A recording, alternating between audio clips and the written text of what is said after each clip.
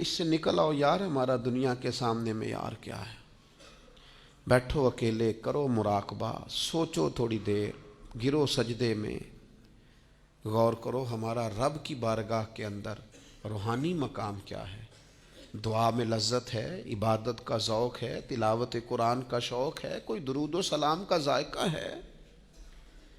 کبھی دل کرتا ہے کہ آج کچھ نہیں کرنا، صرف میں نے نفل ہی پڑھنے؟ کچھ صدقات و خیرات کا، سخاوت کا مزاج ہے؟ اپنی زندگی میں اس چیز کو لاگو کریں۔ بہت سارے لوگ ایسے ہیں جو بظاہر اس طرح کا سٹیٹس نہیں رکھتے، اس طرح کی طبیعت نہیں رکھتے، اس طرح کا مزاج نہیں رکھتے، لوگ ان کو وہ مقام اور مرتبہ نہیں دیتے، لیکن عند اللہ ان کا بہت زیادہ مقام ہے۔ یہ میرے سامنے مشکوٰۃ شریف ہے، اور حدیث کے راوی حضرت ابو سعید خدری رضی اللہ تعالیٰ عنہ ہیں، اگرچہ یہ حدیث ابو داؤد شریف میں بھی موجود ہے۔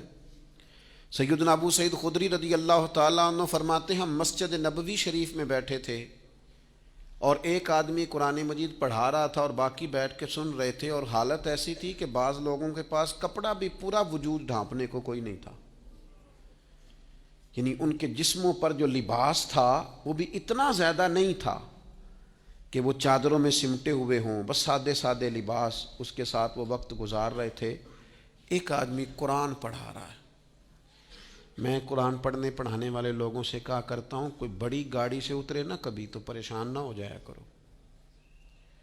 تم کسی کو دیکھو نا کہ وہ جناب بڑا جدید ترین لباس پہن کے تمہارے پاس سے گزرا ہے تو پریشان نہ ہوا کرو، تم بڑے خوش قسمت ہو جن کے سینوں میں اللہ نے قرآن مجید رکھا ہوا ہے۔ ایسے مروب نہ ہوا کرو، روب میں نہ آیا کرو۔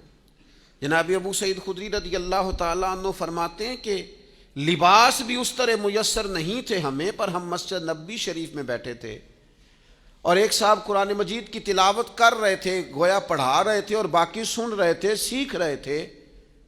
اچانک ہماری نظر اٹھی تو مدینے والے محبوب بھی تشریف فرما ہو، حضور کو سامنے پایا تو بس کیفیت ہی بدل گئی۔ فرماتے ہیں کہ وہ جو تلاوت کر رہے تھے وہ رک گئے، ہم سب اٹھ کے کھڑے ہو گئے، نبی کریم نے ہمیں سلام کہا، اور یہ منظر دیکھیے، کہتے ہیں ہمارے نصیب دیکھو، حضور بھی ہمارے درمیان بیٹھ گئے اور بٹھا کر اپنے محبوب کو اپنے پہلو میں۔ جو لوگ کچھ نہیں نہ کرتے وہ بھی کمال ہی کرتے ہیں، حضور بیچ میں بیٹھ گئے اور اس طرح درمیان میں بیٹھے کہ انگلی کے اشارے سے کہا ہلکا بنا لو۔ کہتے ہم نے ہلکا بنا لیا، اور پھر حضور نے آتے ہی پوچھا کیا کر رہے تھے، حالانکہ دیکھ بھی لیا ہے، کیا کر رہے تھے؟ تو ہم نے عرض کی یا رسول اللہ صلی اللہ تعالی علیہ وسلم، یہ ہمیں قرآن مجید پڑھا رہے تھے، سکھا رہے تھے، سنا رہے تھے، ہم سن رہے تھے۔ حضور نے یہاں لفظ جو ارشاد فرمائے، اگر سینے میں دل ہو تو روح وجد کرتی ہے۔ حضور فرمانے لگے، اللہ کا شکر ہے رب نے میری امت میں ایسے لوگ پیدا کیے ہیں کہ مجھے حکم ہوتا ہے ان کے ساتھ جا کے بیٹھ جاؤ۔ میرے عزیز یاد رکھیے گا، نبی پاک علیہ السلام نے فرمایا، کریم فرمانے لگے اللہ کا شکر ہے کہ اس نے میری امت میں ایسے لوگ پیدا کیے کہ مجھے حکم ہوتا ہے کہ میں ان کے پاس جا کے بیٹھوں، ان پر شفقت کروں، کرم نوازی کروں، انہیں اعزاز دوں، ان کے ساتھ بیٹھ جاؤں۔